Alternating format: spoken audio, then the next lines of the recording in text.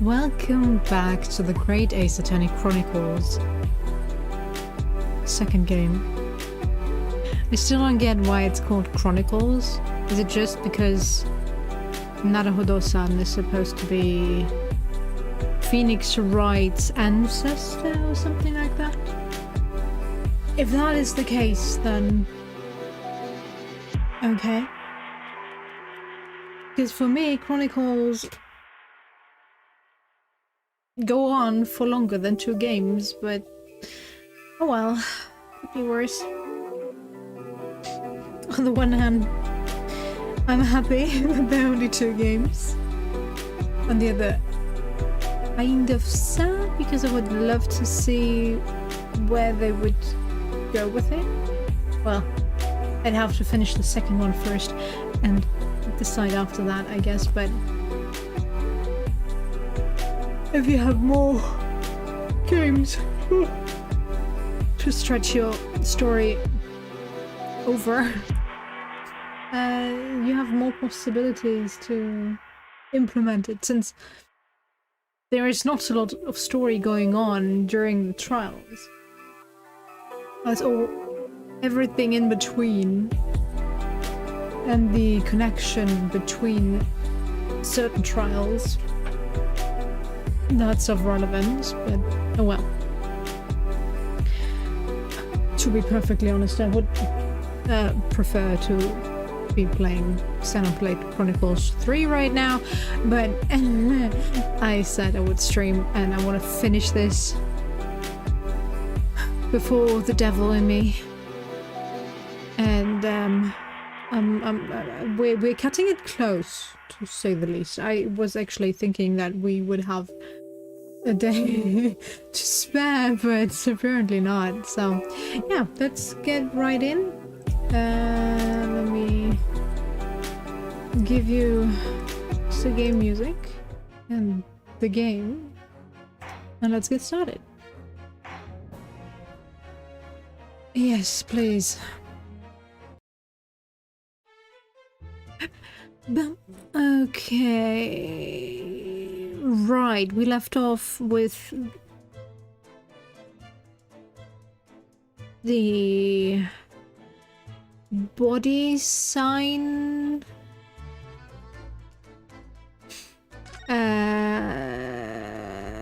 thingy magic.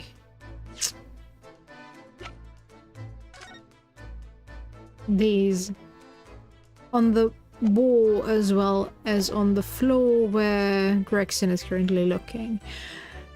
And I would presume, since we have checked out everything, we have to talk to Gregson, no? I'd love to know if there's anything hidden underneath that floorboard there. Allow me to ask Gregson now. After all, we're well acquainted. Yeah, sure, go ahead. Inspector Gregson, really, it's been too long. What is it, Holmes? I thought perhaps you might show me what you found there, seeing as we're such good friends. We're not friends. No, I suppose not.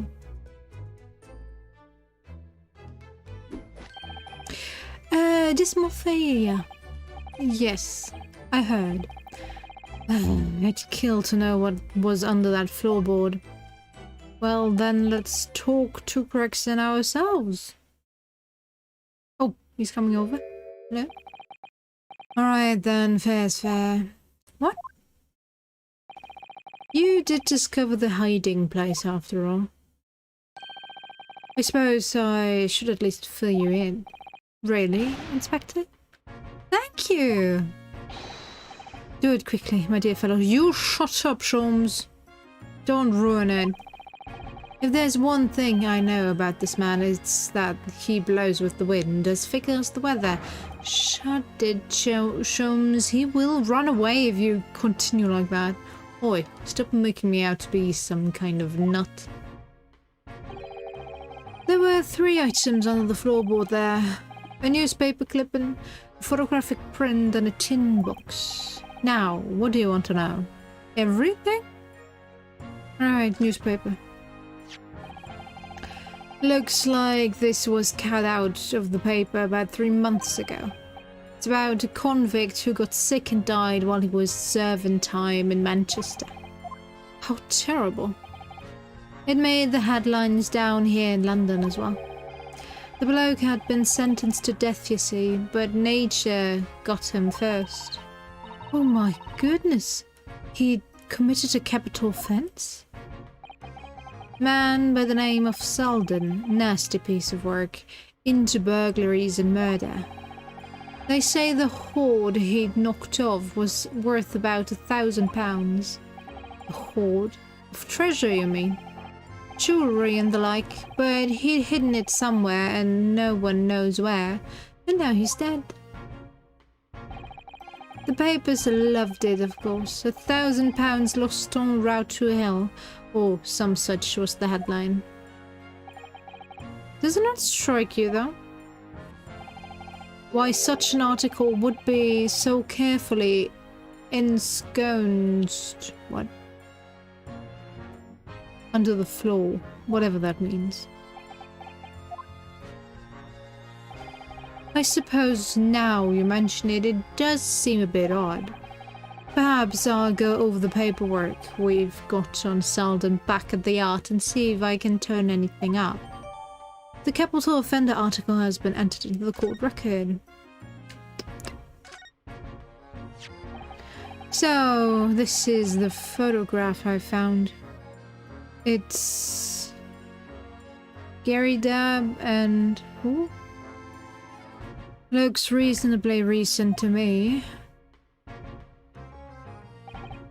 Yes, it would appear to have been taken on the street in front of the house here. And the gentleman on the left is Mr. Gary Dabb, the landlord, of course. But who's the young man on the right? Mr. Gary Dabb's son, perhaps? Perhaps. You can take that print if you like. Really? Are you sure?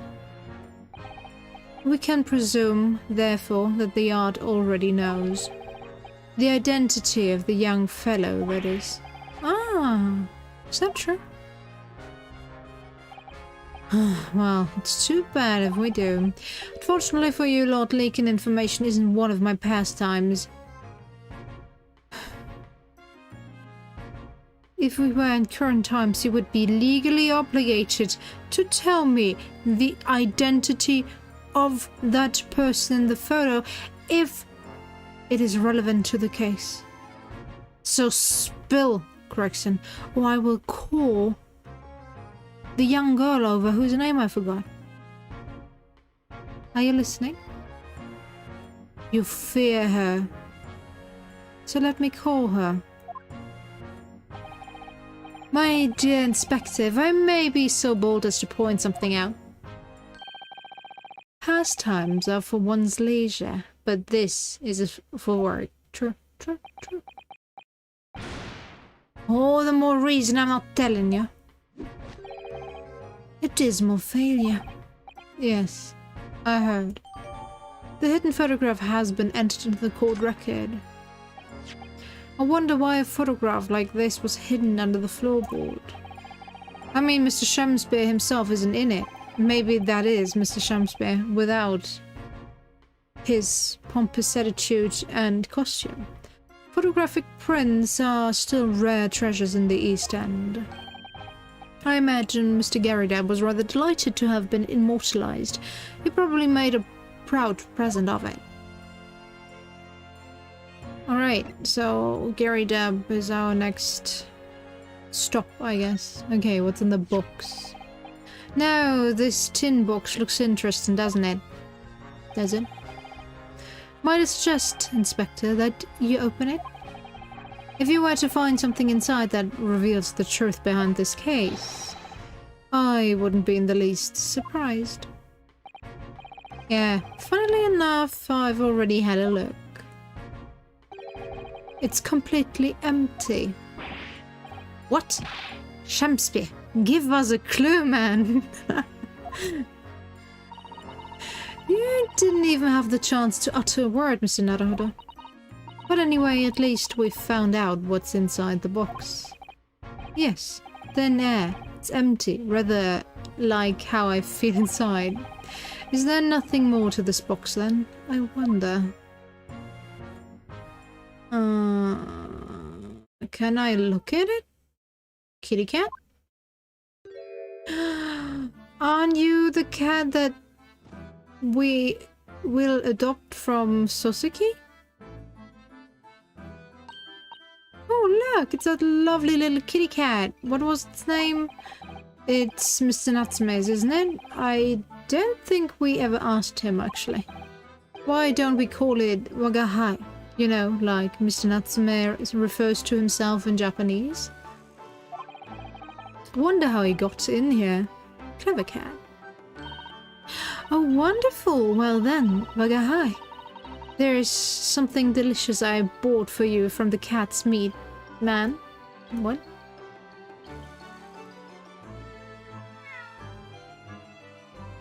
I thought you had no money to spare.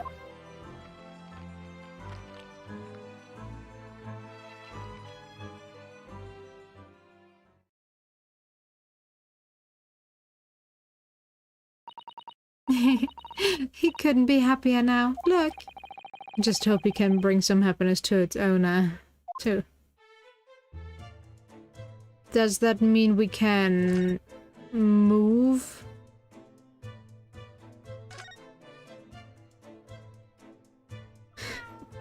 No. Will you tell us something? Very, very interesting, yes. Tell us more.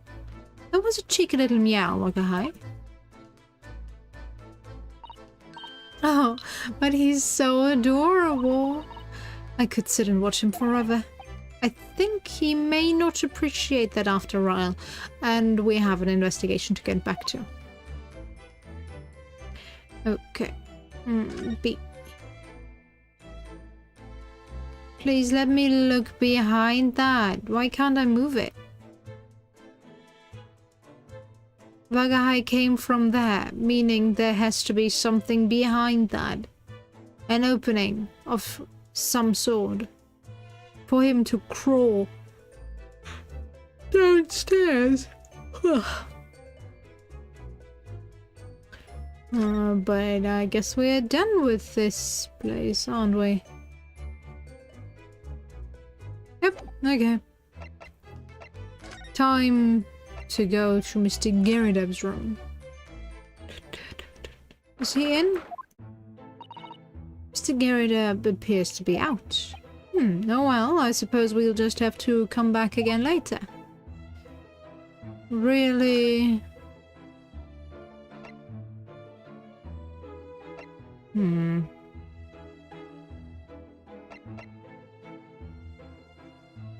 Go back there, but I don't think we'll meet...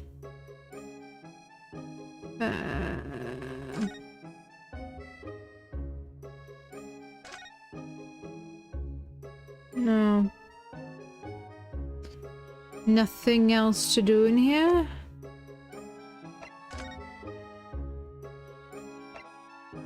We came from there. I don't think there's anything here. He's not in. Okay, let's see if Natsume knows anything. Present. Oops. Mr. Natsume, it's not... yeah.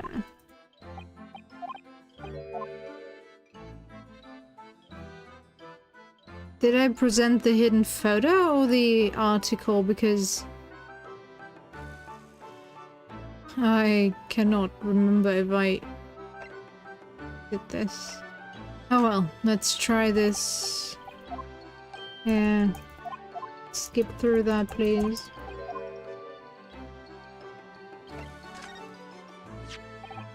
What's this?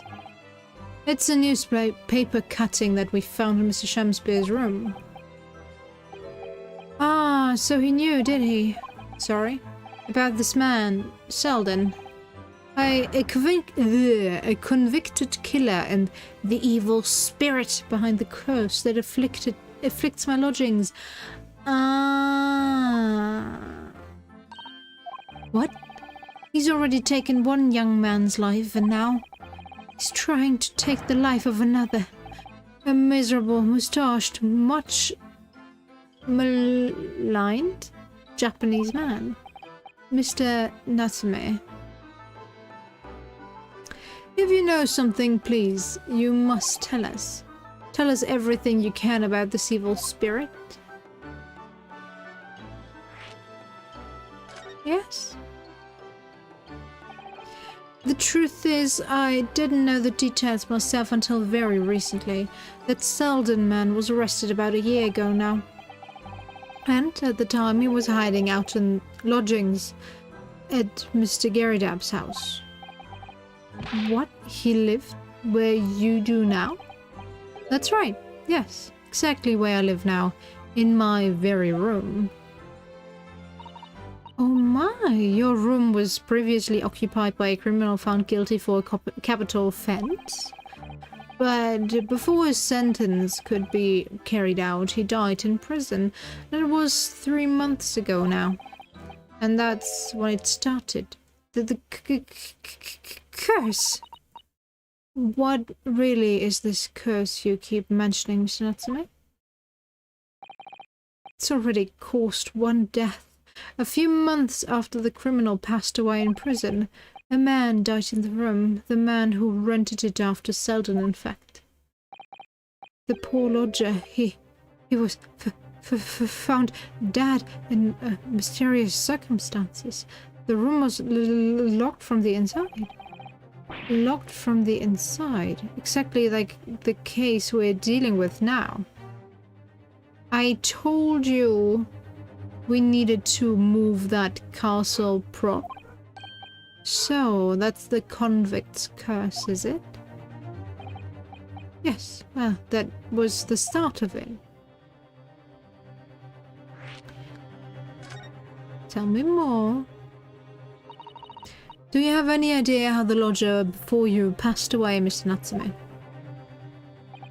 The official cause of death was asphyxia, okay.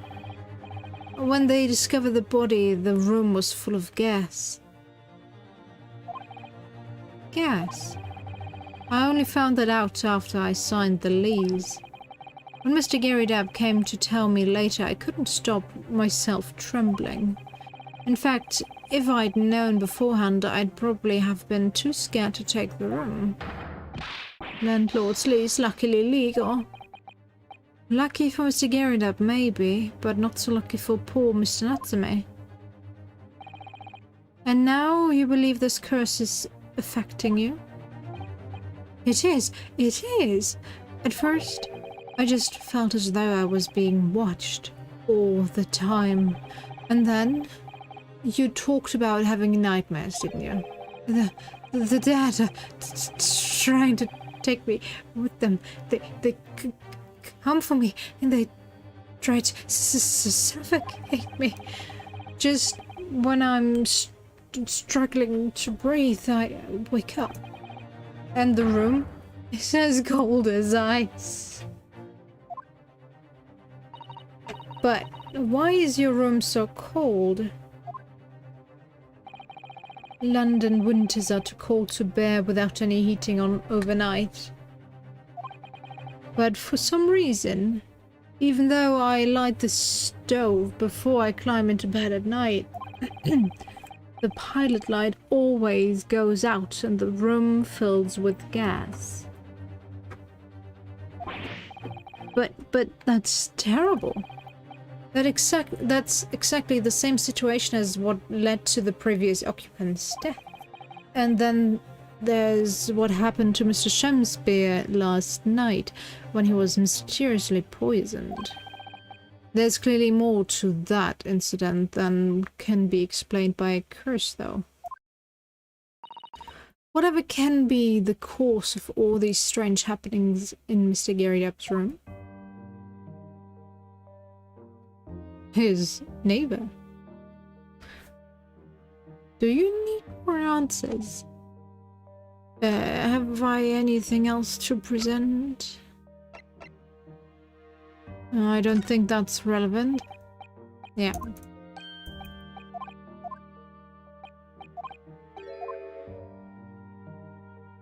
Okay.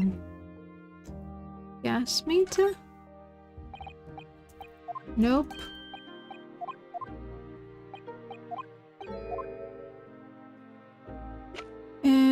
What else? What else? Teacup, crime scene photo. No. No. Do you have anything to say about your own receipt? Mr. Natsume, about this receipt. It occurs to me now that it was those confounded books that saw me arrested the first time too. Oh, yes, I suppose that's true. After I spent my precious pennies on them, that's the thanks I get. No, don't know when I'll read them. No, not when. If I may very well hate them too much to even open their covers. Okay, they did nothing wrong, you know? I don't know that we can blame the books for everything that's happened, Mr. Natsume.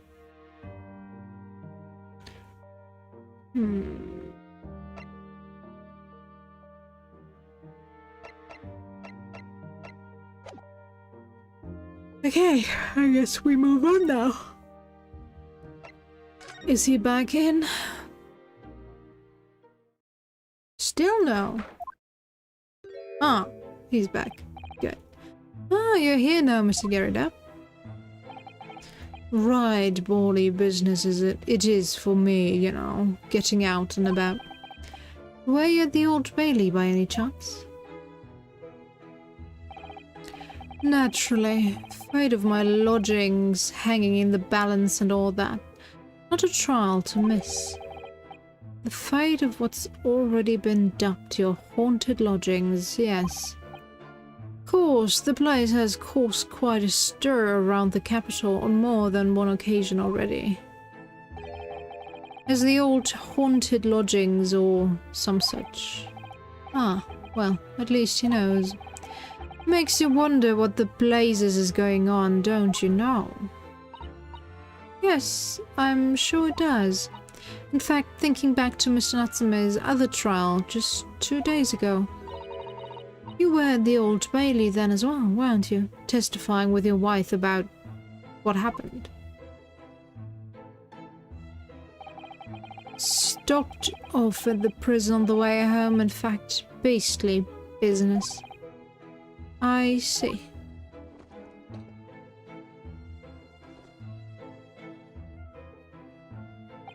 So, what brings you to my haunted abode today, huh?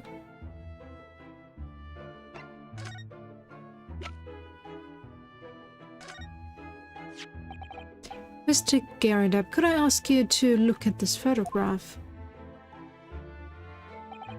Is that your son who's with you there? No, not at all. He was a lodger here once. Duncan Ross was his name. Duncan Ross. A street photographer happened to be passing, so I asked him to take a shot. Just for kicks, really. Was he by any chance the lodger before Mr. Natsume? Yes, that's right. Ah, the young gentleman who died in the room in mysterious circumstances. Just what Mr. Moustache was waiting for, one might say. Yes, young Duncan lived in the room at the top of the first flight of stairs before the Japanese chap. Would you mind telling us a little more about him? Okay, I guess we have more to talk about. Some fishy fellow from the Far East and a failed actor chap of questionable character. Yes, the house does seem to have become something of a magnet for rum fellows of late. Thanks to that bally curse. The convict's curse, you mean? Ah, you heard the story, have you? Rotten scoundrel was arrested here, then the next chap in the room goes and keels over. Then there was that woman who dropped dead just outside on the street, not to mention the actor yesterday. Am I next, huh? 2 of those did not die, you know. Well, can't help but get the collywobbles, can you? When you say the woman who dropped dead outside on the street, do you mean Miss Green? Because Miss Green, who was stabbed by the knife, and Mr. Shamsby, who was poisoned last night, are both very much alive still. Yes, well, so is that blasted convict's curse, it seems. Personally, I should be quite content with such lodgings. A bath, a toilet, a fireplace, a fascinating history. Why, it sounds like the lap of luxury. I'm not so sure about that. Well, there's no bath or toilet included, and no fireplace either. But you do look out for your talents, don't you? By watching the rise and fall of the flames in your gas lamps up here? Yes, never hurts to keep an eye on things, in case there are any mishaps or such like. I think you've had your mishap already, sir. That's not helpful, Mr. Sholmes. Heaven forgive, the words just came to my lips.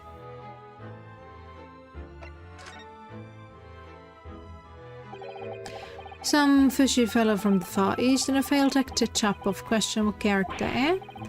There's no need for that, Mr. Garrido.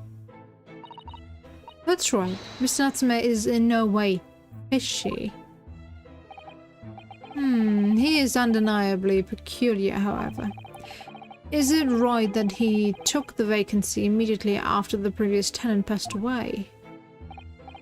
Yes, that's right. I asked the estate agent to find someone and he popped up the very same day. Never came across a chap so keen for a place with a background, as it were. I don't think it was the room's background he was keen on, so much as the cheap rent, actually. So, how long has Mr. Shamsby been lodging under your roof? That failed actor chap? Let me see. Oh, of course. Yes, it's been 3 months now. Quite sure of it. Only 3 months. He's quite new here too, then. And to what do you owe your certainty in that regard, Mr. Garrido, if I may ask? Well, it was the Selden scoundrel, as it happens. Selden, the convict, you mean? Do Selden and Shamsby have some kind of connection then? Oh, come on, Ryunosuke. He's trying to get to those jewels or whatever. And that's why he built a connection between the 2 rooms. And he may or may not have found the place where the jewels are hidden, while the previous tenant was occupying Natsume's room. And he killed him to get to that, but he failed in some way or another. And now he had to get Natsume out of that room to get to the jewels without killing him. And how he poisoned him, I have no idea. Strychnine is no gas, so...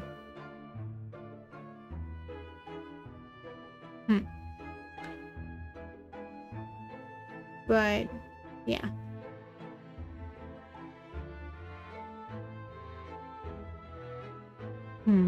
Is there anything where strychnine is naturally in? That he could poison himself? I have no idea. But the connection between Shamsby and Selden is obviously that convict chap, Selden, passed away in the clinic 3 months ago now, you know.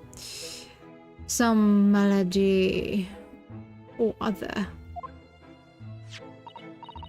Yes, we've seen the report from the newspaper at the time.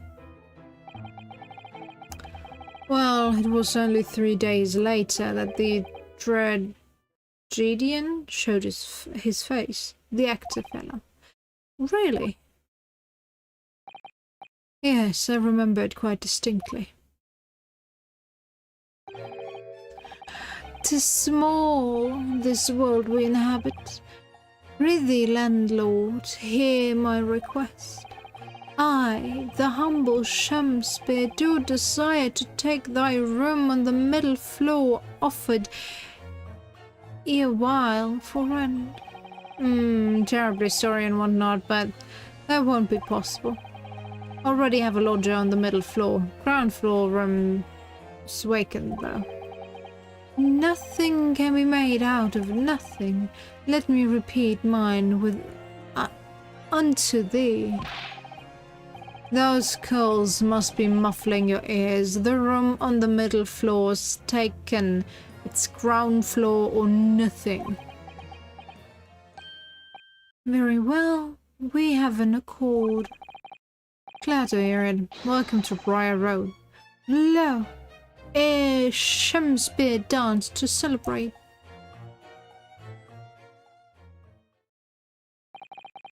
From what I heard in court today, sounds like the chap was thieving gas. And he was 3 months in arrears with the rent too. Yes, the fellow was a bally player, alright.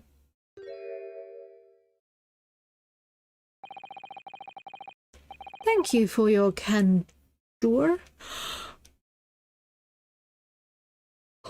Mr. Garrydad, we are most grateful. By way of appreciation, allow me to say 1 or 2 words. Give me my robe. Put on my crown. I have immortal longings in me. What happened to you? Shakespeare, my dear fellow, one of his most famous lines. Is it? I wish to divulge my own learning of the subject, for I have a turn for literature too, you know.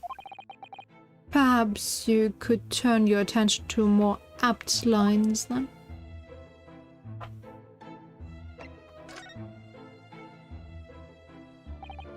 Yes, Duncan Ross. Young chap was attending art school. I had to work to pay for it, mind. So we need Miss Green for that. Moved into the middle floor room about a year ago, after that criminal Selden was arrested. Young students are always on the hunt for rooms with a history behind them. A history of cheap rent, maybe. Yes. Yes, well, anyway, it was one morning about a month ago now. Hadn't quite worked out the old trick of watching the gas lamps to see what my lodgers are up to at the time. So sadly, I was rather tardy to discover what had happened. Smell of gas that alerted me it was. Ah, yes, synonymous with the smell of death. Called the police straight away, of course, and the officer kicked the door off its hinges. But once we got inside, we all bally collapsed. Because of the gas? Yes, the room was full of it. No air at all. Stove must have gone out while the poor chap was sleeping in his bed. So Mr. Ross suffocated to death. Of course, the police gave me a sound ticking off because the gas pipes were so old and all that. Can't tell you how much it set me back to have the lot replaced all over the house. But even after you had all that work done, Mr. Nutsman says the same thing. That the stove goes out at night whilst he's asleep in bed. Well, that's the bally curse. The convict's curse. I've done my duty as a landlord now. Someone's feeling defensive.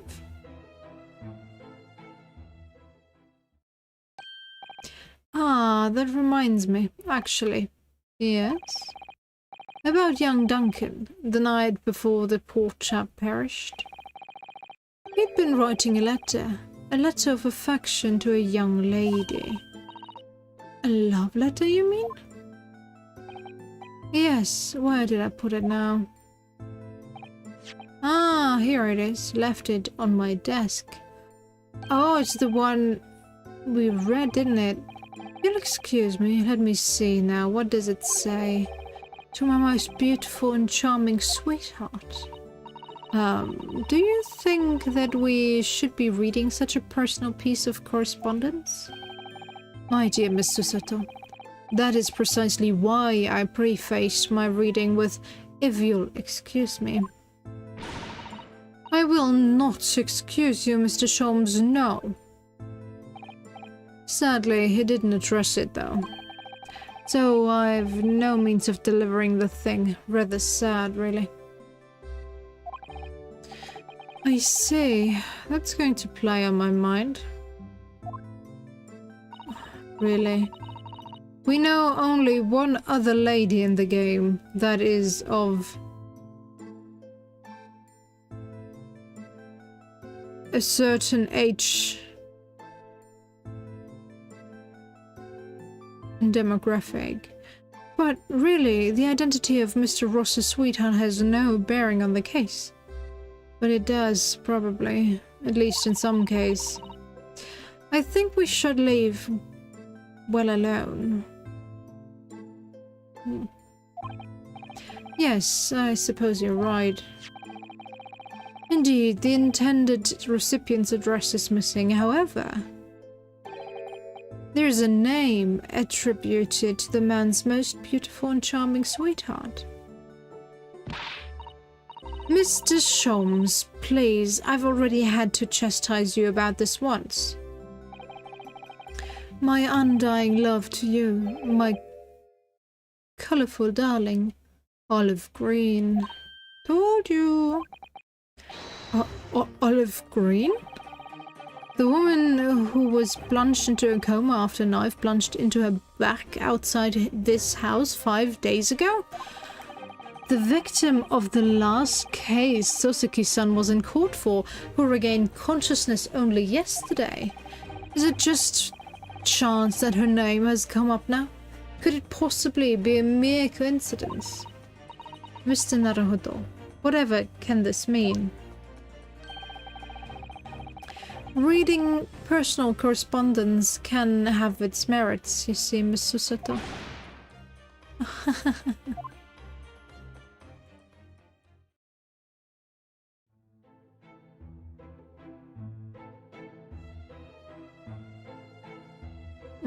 Do I have anything else to present to you? No. Do I?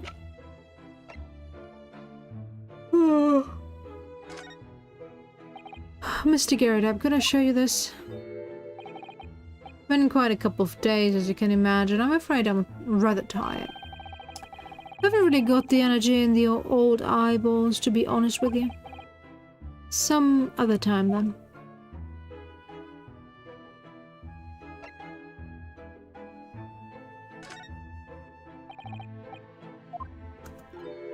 Yeah, shut up.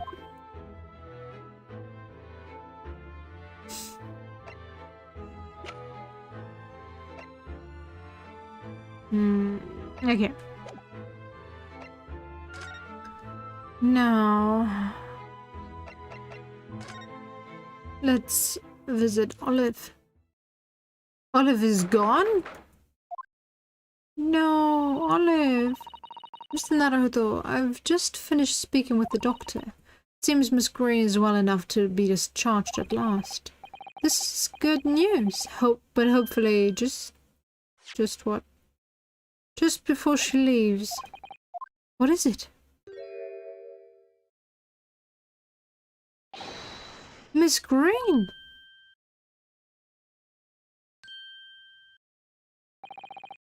What was that? She clearly just hid something behind her bag. What? One moment. I'll be with you in a jiffy.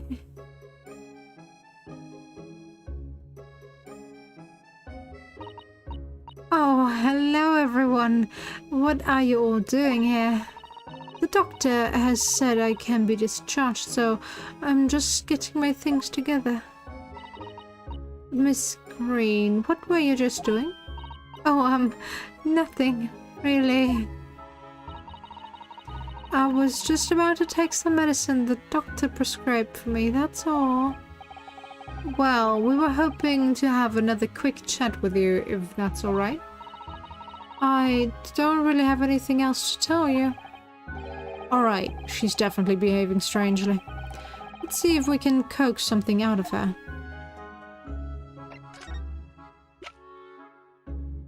Why don't we have the love letter? Miss Green, we were hoping to ask you about someone. Mr. Duncan Ross. You knew him, didn't you?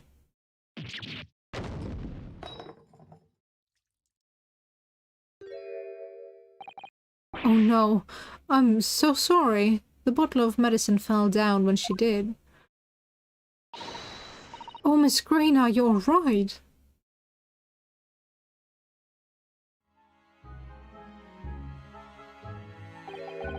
I'm so sorry, I didn't mean to startle you like that. No, it's alright. I just wasn't expecting it. But how do you know about Duncan? Mr. Ross had been writing a letter when he passed away. The landlord found it in its room. His room. It was a very personal letter. To you. It was at art school. That's where I met Duncan. A year ago now. He was working to fund his studies. He dreamed of becoming a professional artist one day. And the two of you became romantically involved? Yes, that's right. We were very much in love. We were engaged to be married, actually. That's why he decided to move into a cheaper room to save money for the wedding. And that's what led him to Mr. Gary Dabbs. Yes, he told me he'd found the worst but cheapest room in the entire East End. And then, 1 month ago, that's when it happened. Hey Erica, how you doing? We're so terribly sorry, Miss Green. Well, it's all in the past now, I suppose. Poor Miss Green, she looks desperately sad. I was starting to think that's just her look. But now I see that she has every reason to fear the universe is against her. Huh.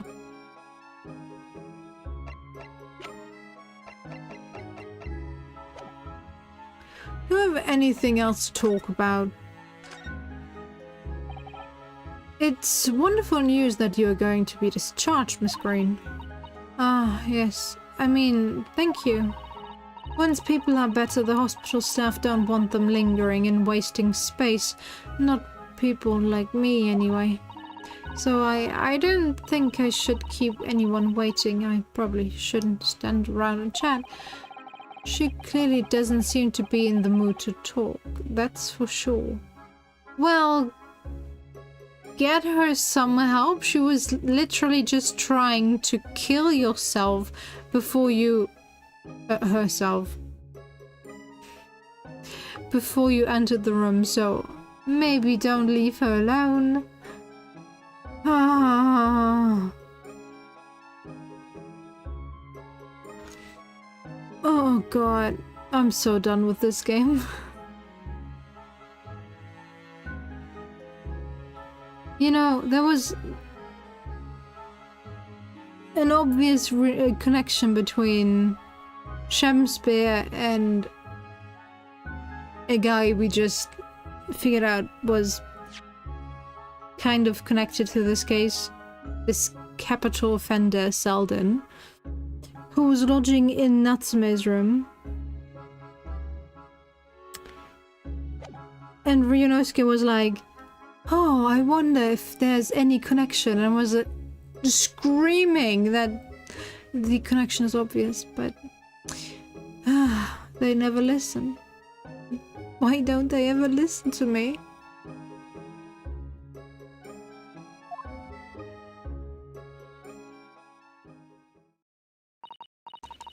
I do hope you won't think I'm being rude, but would you mind leaving me in peace now? I have to leave the hospital soon. Oh, I'm so sorry. We didn't mean to hold you up. Of course, we'll be on... Mr. Naruhodo? Surely you were not about to leave. Oh, so that's why the red was in the room. That's quite out of the question. What, Mr. Sholmes? I didn't realize you were here. But of course I was, my dear fellow, watching intently from the shadows as always. Did miss you. Well, make your presence known next time. Mr. Sholmes, what's this about? Something which occurs to me with such regularity, Mr. Sato, is this. Why do detectives insist on such an ex post facto modus operandi? Why solve a case after it's happened, instead of preventing a case before it happens? That is what sets a great detective apart. Sholmesy, I understand what you're getting at here, and I agree in this case. But we are not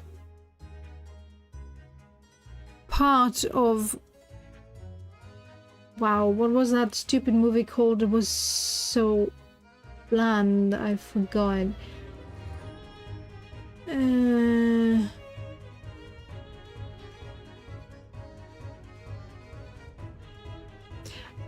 I'm tired and devastatedly bored with this game, but other than that, I'm doing alright. How about you? Did you get some sleep?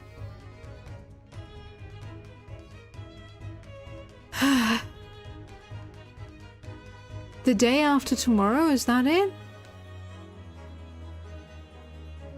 No. Or is it? It's a movie where the protagonist is in a police force that prevents future crimes before they happen.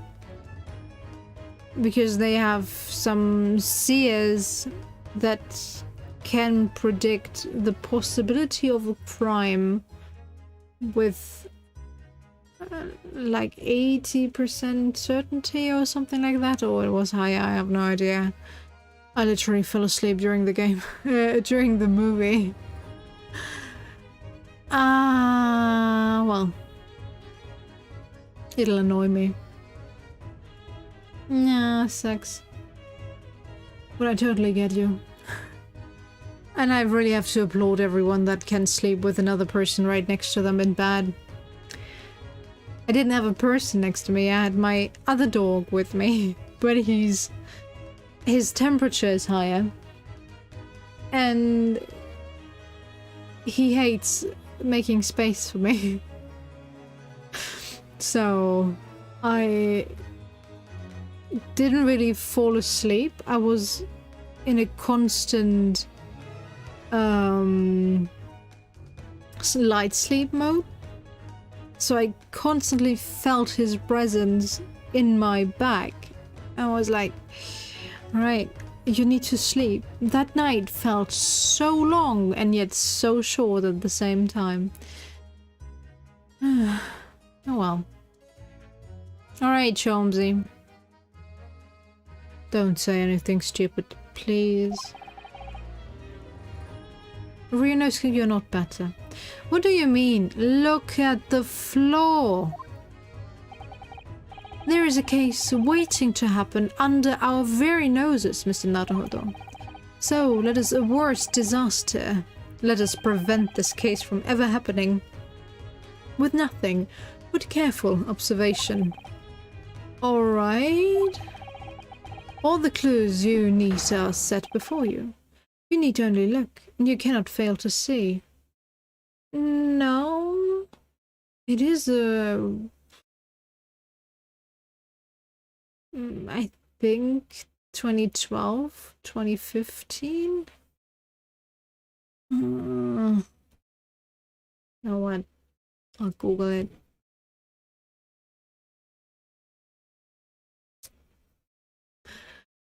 Bam, bam.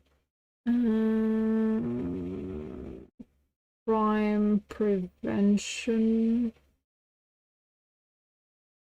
movie. Let's call it that. Minority Report. Oh my god, yes. 2002 even. It is so boring. 2.5 hours of boring sci-fi action.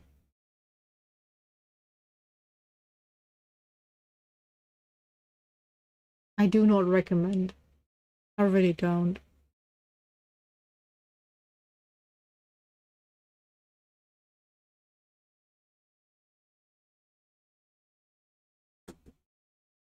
We were forced to watch it in school because one of my classmates brought it up. And I tried to watch it in my own time later on. Both times I fell asleep. And that was during a time where I actually never could fall asleep during movies. Now I'm old enough that I'm able to sleep while anything is running in the background. Yes, it's not a deep sleep, but I can sleep. So yeah, Minority Report.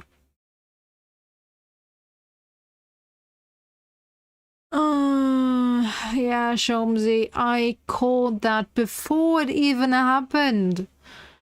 I didn't need any clues, but the clues that Miss Green gave me. I'm even better than you.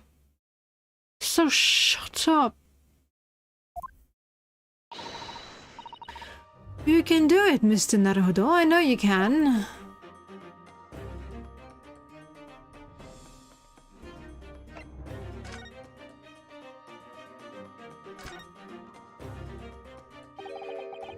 That mouse seems to be dead. Look, I didn't notice it there before, did you? I think perhaps it drank the medicine that spilled out of the bottle. But that's the bottle that Miss Green was about to drink from when we arrived. You don't think... Ah, I see you've come to appreciate the true nature of the scene. That of a tragedy about to take place. Yes, I think it's falling into place. Miss Crane, the content of the bottle you had before has spilt out on the floor, and the poor mouse that drank it has sadly died. I think it's clear that the bottle must have contained a powerful poison.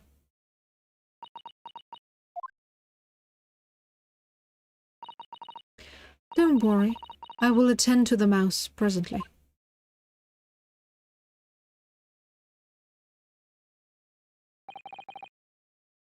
May it rest in peace. Miss Green, were you intending to go the same way as that rodent? To take your own life? Once we'd left, you would have put it to your lips again, wouldn't you? And taken the poison. No. Miss Green, please. Please talk to us. If she is suicidal, maybe don't pressure her. That's not gonna help in any way.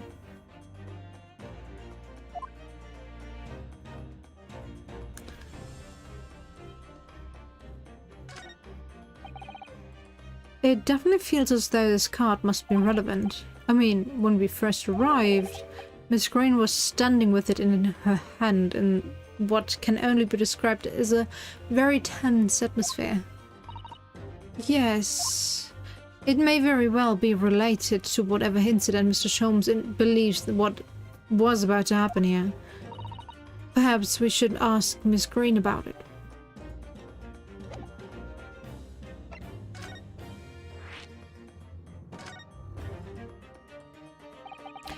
Ten seconds later and we would have arrived at a very different scene here. In all probability, we would not have enjoyed this most delightful conversation. Of course, perhaps it hadn't been quite so delightful from your perspective. Hasn't been your perspective, Miss Green. Sholmes, you are not helping. Leave this room, please. The only person that should be in this room is Susato-san because she has some empathy. Naruhodo-san has some as well, I guess, but his common sense is lacking. So, Susato-san it is. Out with the boys.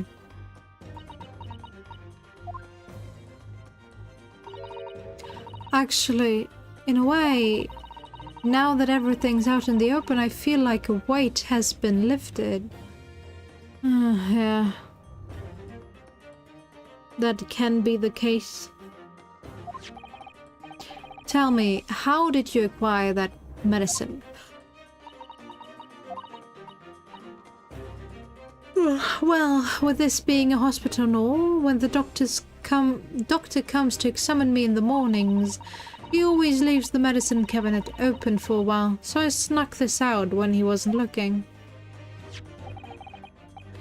It conspicuously lacks a label. I wonder what it contains. I'm afraid I don't really know. I was tired, so I don't really know how to feel about it. Well, as I said, I fell asleep 2 times watching it, trying to watch it, being forced to watch it, whatever you may call it. So yeah, it's definitely not a movie for me. But action movies in general are not my cup of tea. I tend to fall asleep during them, or get so bored I just do anything else but watch the screen.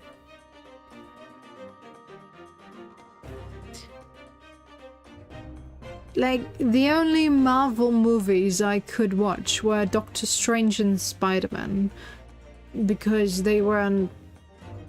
Well, Spider-Man is, yes, he is a common superhero, but he's closer to human than most of the other ones of the Marvel movies. And for Doctor Strange, I just love fantasy, so yeah. And Spider-Man, I'm biased since that is the first superhero movie I watched. Well, not the current Spider-Man, but the first Spider-Man movies were the first superhero movies I watched, so I love Spider-Man just because of the nostalgia. But those were the only Marvel movies I could watch. During the rest of them, I just fell asleep. So, yeah. I saved my money. I did not go to the movies, except for the Avengers. Yeah, that's about it.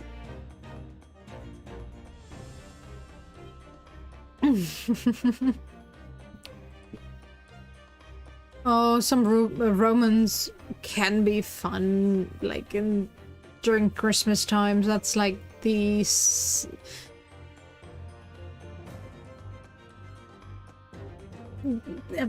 season.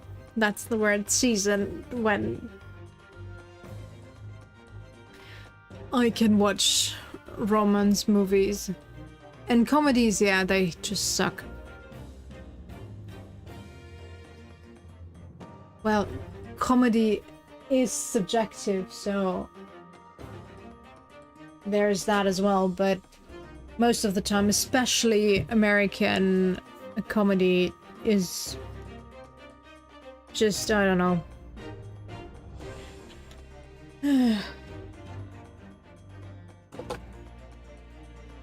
They try to be funny with sexuality and stuff like that.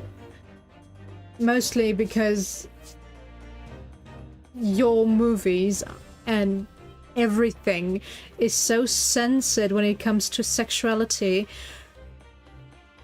They basically live it out in comedy, I guess. But I don't find that funny in the least bit. But yeah. Basically the same movie with different people. Yeah, that's true. That's true. You know, I actually prefer watching Korean movies.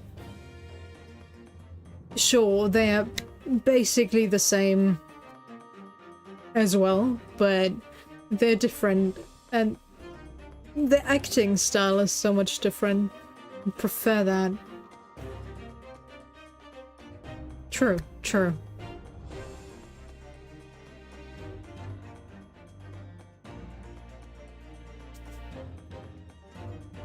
But even those for older ones aren't much better in that regard, so yeah. I think I told you about a movie I watched in a sneak preview, which was a comedy as well. And one of the scenes was he went to a home for elderly and just talked about going to the toilet, and they found it hilarious, and it was like, what the fuck is even going on? What? But no, well, why is anyone laughing? But no, well, there are people out there that find that funny, I guess.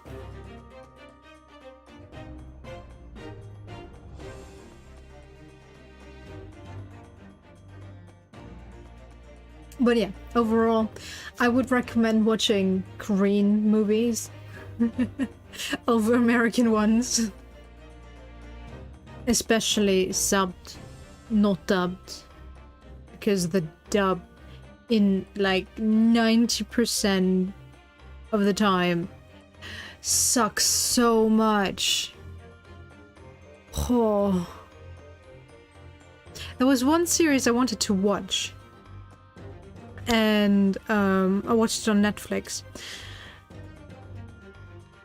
and I think it wasn't set up right at the time.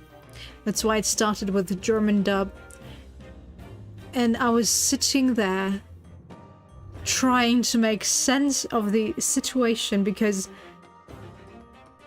nothing fit. The intonation of the characters compared to their facial features and mimic to the lip syncing, it was so bad. And just for fun, I watched it in English as well, and it was even worse. I was like, all right, sub it is as always, but wow. I do not understand people that watch dubbed anything. And I grew up in a nation that dubs everything. Oh well.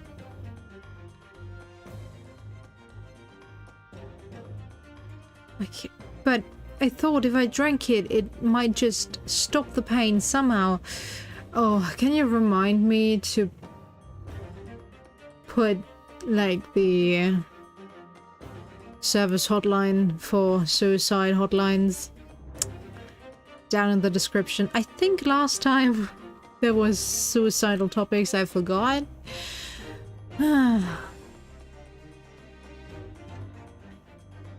I'll just have to be motivated enough to put a disclaimer at the beginning of the video as well.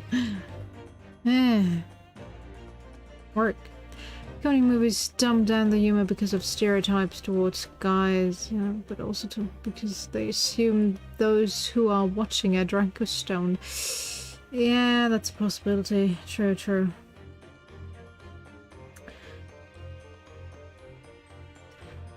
But aren't we all put into stereotypes? In any kind of movie. Just look at your teen movies. Doesn't matter if romantic or not. You have your jocks, you have your innocent virgin, you have your funny but strange, you have your token black best friend.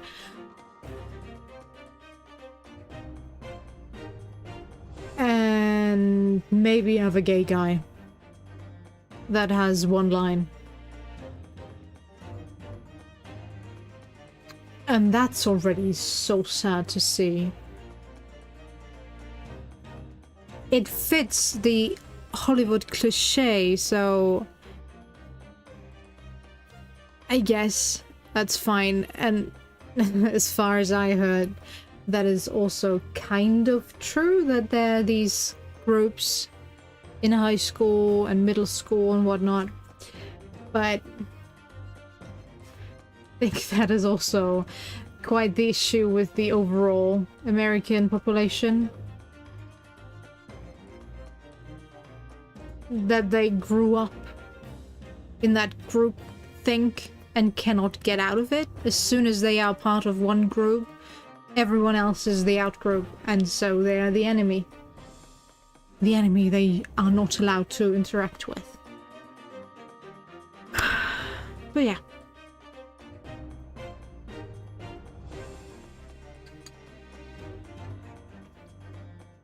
And the movies do not help in a way that they just strengthen the stereotypes.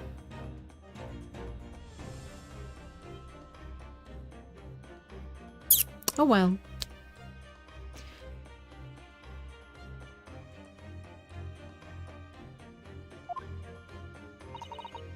Oh please, Miss Green, don't talk of such things. No, Susato. But it was obvious that she's struggling. She was self-deprecating, self-loathing. She wasn't even able to look you in your face. Those are like the most obvious hints one can give that they are struggling. If not with themselves, maybe with something else. You know, yes, it's not always appreciated to reach out to these kinds of people that are struggling. They might not be in their headspace to accept that help. But just showing basic kindness can help them already. Okay, continue. Well, it seems clear now that it contains poison. Yes, that poor little mouse is proof of that. Oh no, it's all my fault. What have I done? You killed a mouse, that's what. I shall remove this to my office, Miss Green. I take it you have no objection? Maybe you should talk to the doctors and nurses first? As to if that medicine is needed in some way, shape or form. That is theft. Sholmesy. No, none. Alright, the card. Oh, so that's the other half of the envelope, is it? Neither the sender's name or address appear to be written on the envelope or the card. It arrived by post at my home the day before the incident that put me in hospital here. I have information regarding the death of Duncan Ross. Come to the Sluck and Salad on Briar Road at 5 p.m. on the 17th. Don't tell anybody else about this letter or the meeting. It is a matter of utmost importance. Wait a minute. The 17th of this month? That's the day that you were stabbed on Briar Road. And 5 p.m. is precisely the time when the incident occurred. The Sluck and Salad, yes, a pub on the northern corner of Briar Road. Briar Road being the street that Mr. Gary Depp's house is on. Does this mean that... Yes, I'm sure you've guessed. That day when I was struck in the back by the knife, I was actually on my way to the Sluck and Salad. Goodness. So that's what you were doing on Briar Road that day. I'm sorry I didn't say anything before.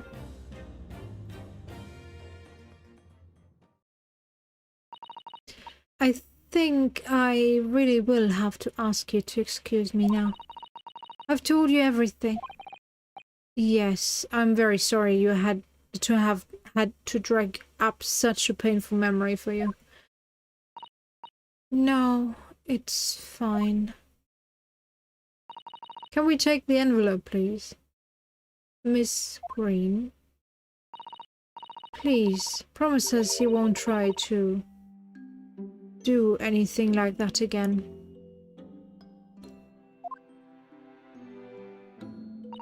Yes, don't worry. Your detective friend has the bottle now anyway. And besides, I've been stabbed in the back and had a close shave with a bottle of poison. I'm still here. I think I'm destined to see things through to the end. Well, that's one way of looking at it.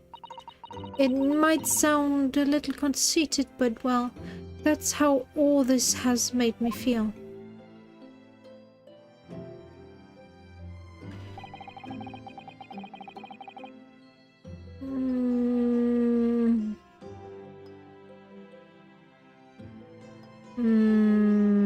I'm not happy with that conclusion, I'm sorry. Leaving Miss Green and St. Bartholomew's behind. We made our way back to Baker Street with Mr. Sholmes. Especially with the music in the background. Well, it would appear we've reached the end of the investigative trail for today. Yes, it's late.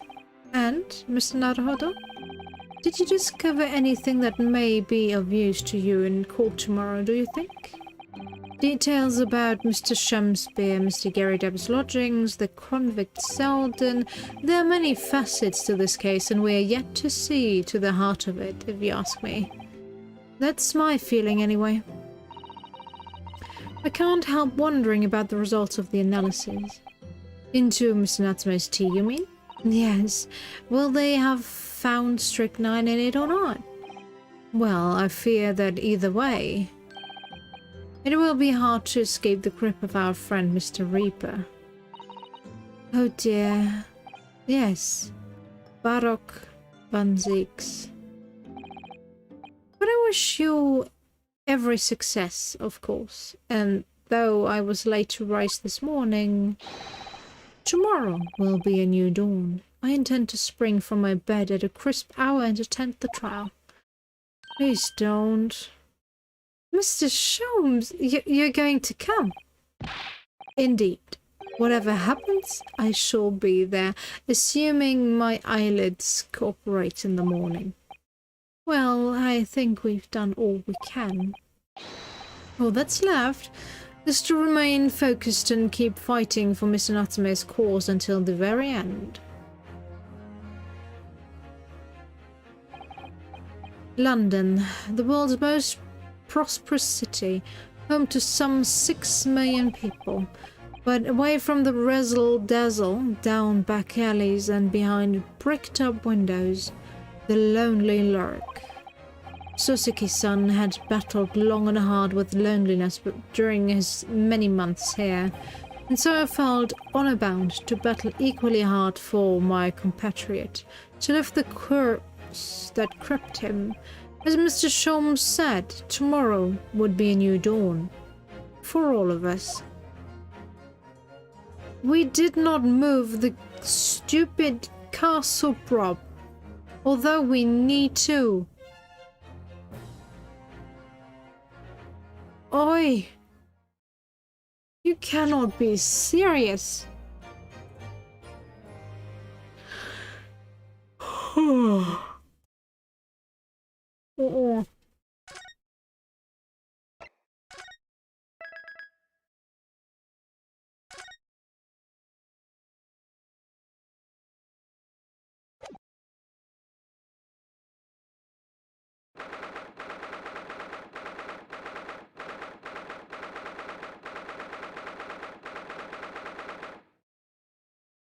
But I'm really not happy with the outcome of the olive green situation.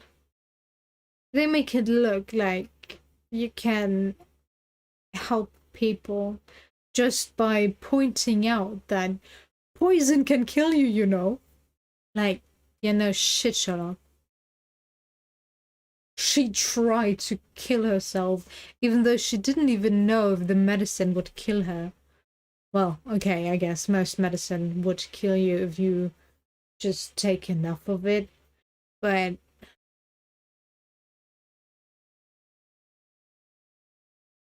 I think that's actually even more scary, that she was willing to take anything and risk staying alive, crippled for life, if her attempt did not succeed. Just think about it. She could have taken a medicine that is not toxic per se, but could damage something, I don't know, damage her brain in some way. So she might not be able to communicate anymore. Or some motor function where not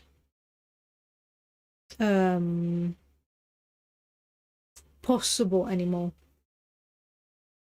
But she would still be alive just because she tried to kill herself with something that is not able to kill her in the long run. That is scary. Scary. And she was determined to do that.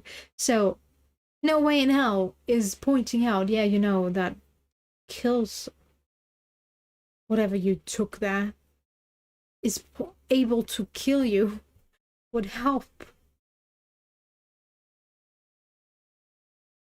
Oh. Oh.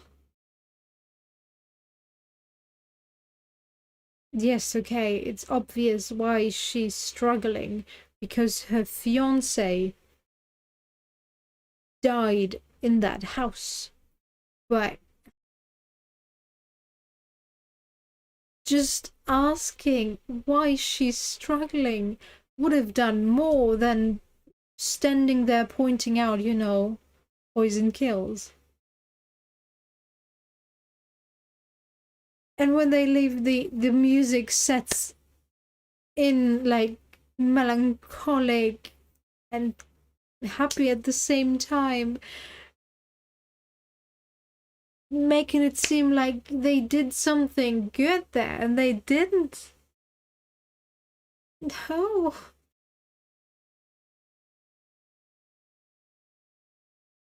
Oh.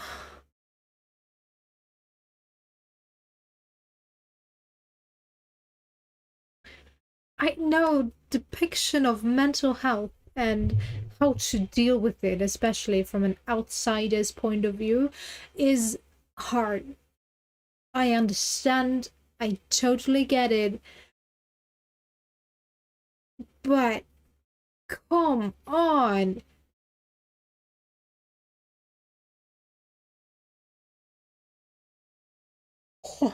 I already was not happy with the depiction in AI Somnium files that everything can be fixed as long as you choose the right path in the Somnium.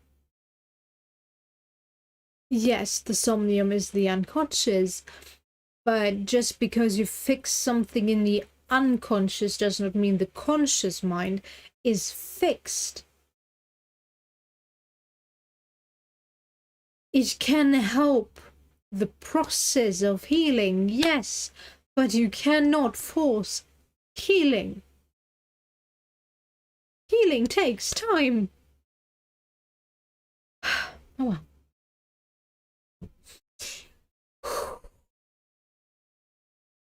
Let's continue. You are too close. Thank you.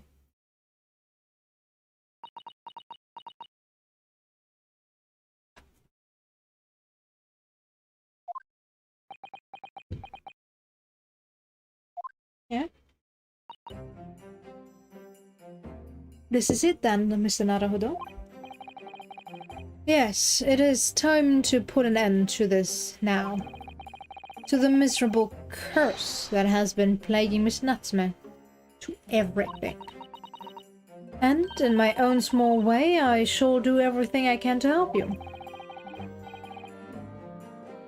I always appreciate your help, Mr. Seto. Suffering Soseki selfishly sidelined. Ah. Good morning to you too, Mr. Natsume. Good morning. Good morning, local student Mr. Naruhodo Esquire. Listen to you two chatting away happily as if the main player of today's trial isn't here. Why would you do that? Why? Oh dear, we didn't mean to cause offense, Mr. Natsume. I thought perhaps that because you had your eyes shut so tightly you were meditating, finding inner calm. It seemed wrong to disturb you. I was waiting. What's the matter, Mr. Natsume? You seem different somehow today. Why, naturally, that's because I've attended spiritual enlightenment in your prison cell. The path of literature, you see, is a journey to discover one's own death. Or such like. That's the sort of morning conversation I was hoping for. That's why I had my eyes shut. I missed the signs, I'm afraid. Somehow you'll have to forgive me. And you mustn't talk of your path leading you to death, Mr. Natsume. That was just an example. Oh, yes, there it is. Inner calm. Don't you see how peaceful and calm he is, Ryunosuke? He is the equivalent of the most calmest person. You barely came to see me at all yesterday. I came by thrice, so shut up. I was sure you'd abandon me and return to our beautiful long-lost homeland. Japan is still alive and kicking. We've not even been in Great Britain a week yet. Yes, well, anyway. I intend to set everything straight in court today. I'm determined to uncover the truth. I've actually reached an important decision myself. Oh, what sort of decision? I shall fill you in after the trial. Alright. It would seem Mr. Sholmes isn't coming today after all. It's a very clever message, I think. My dear fellows, you must win this battle on your own merits. It's a very clear message, I think, that he's overslept again. Yes, Ryunosuke, yes. Do not fall for blind idolization. The great detective? My arch nemesis. Long may he stay away, if you ask me. Defendant, and your legal representative. The trial is about to begin. Make your way into the courtroom immediately.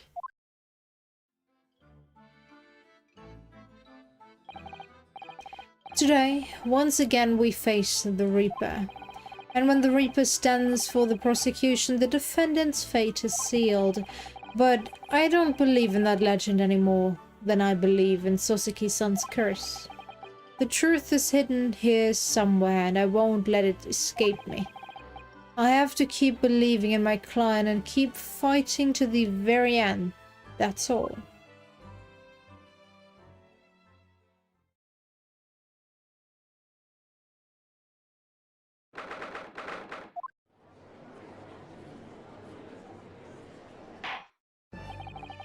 In the name of Her Majesty the Queen, I hereby declare this court to be in session. I call upon the counsel for the prosecution and defense to declare their willingness to proceed. The prosecution is ready. Yes, the defense is ready. Very good. And now I call upon the 6 ladies and gentlemen of the jury, chosen by lot to represent the will of the people in this trial. Are you ready to proceed? Absolutely. Justice will be done. You mark my words. I feel obliged to say I feel especially ruthless on days when my head is sitting just right. Oh, well, I wonder if you could adjust my head for me, and please be as ruthless as you like. Thieves deserve to die if you ask me, especially gas thieves. I have no sympathy for the man at all. You are talking about the wrong guy. Look, I said it yesterday and I'll say it again now. I don't have time for this. I've got my own problems. Why are you here then?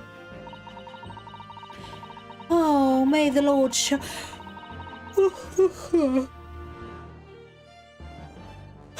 us all the light here and lead his flock to a righteous verdict again today. Now, Lord Van Zieks, what can you tell us? The prosecution's report, please, for the court, in relation to the theory expounded by the defense yesterday regarding the defendant's tea. So he does have the results.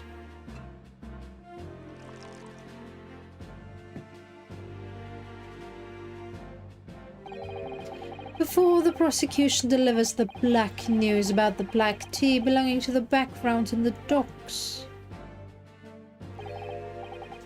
pray allow me a moment of savor to savor a liquid of a more sanguine hue.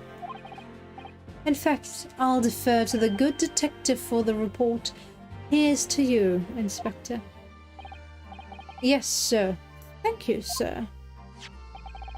As indicated by the defense, we found a bar of soap just outside the victim's window in the snow, and there was indeed a frozen reddish liquid in a little depression on the top of it. Yes, that's the tea. That's what Mr. Natsume brought with him that night. Well, the brains at the yacht analyzed it, and yes, you're right, it was tea. And there wasn't a trace of strychnine or any other toxic substance in it. Alright, case closed, we can go now, thank you. No poison at all. In other words, the tea that the defendant brought with him to the victim's room is innocent. It's in the clear. What a revelation! Yeah. And that is all your case was built on, so he should get a not guilty verdict and we're done. Thanks very much. I don't care who the actual perpetrator is, because I can guess, but the game will force me to figure it out in another 2-hour session I have no strength to go through right now. So no, I don't care. Give me the not guilty and I'm done. Bye! As I suspected. This makes it quite clear. The defendant, Mr. Suzuki Natsume, is not guilty. My learned friend is jumping to conclusions again. A typical Nipponese reaction. What? Yes, it's true. No poison was found in the few drops of liquid recovered from the soap in the window ledge. But what logic is that? Would you take a drop from the Thames and conclude that the water in the ocean isn't salty? My word, the water in the ocean is extremely salty, Consul. Exactly. Unfit for drinking, just as the victim's tea was at the night in question, as the court has already heard. Bitter was the precise word from the lips of Mr. William Shemsbury, whom the prosecution now calls back to the stand.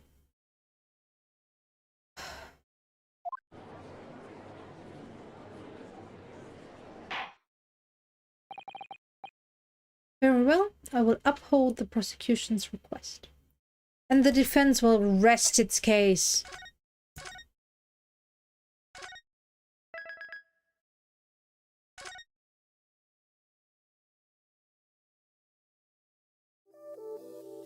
There should be reasonable doubt, meaning there is no case to be made against Suzuki-san.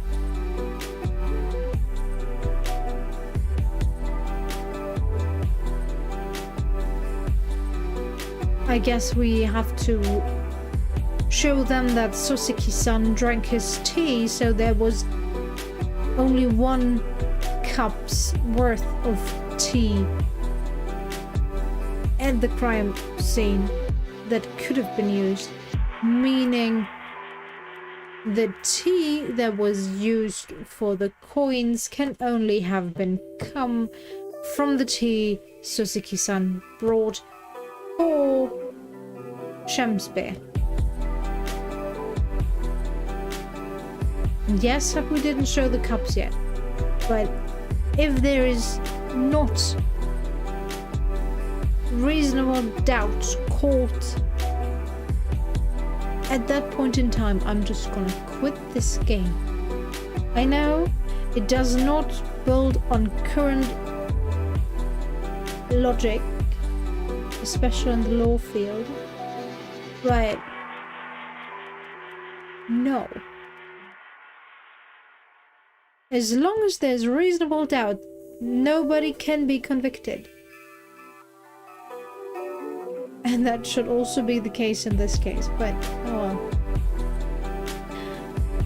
Getting frustrated won't help me. But yeah, I guess we'll finish this trial hopefully tomorrow, if not the day after. Perfect for the devil in me, actually. And yeah, I'll see you next time, I guess. Bye bye. Take care.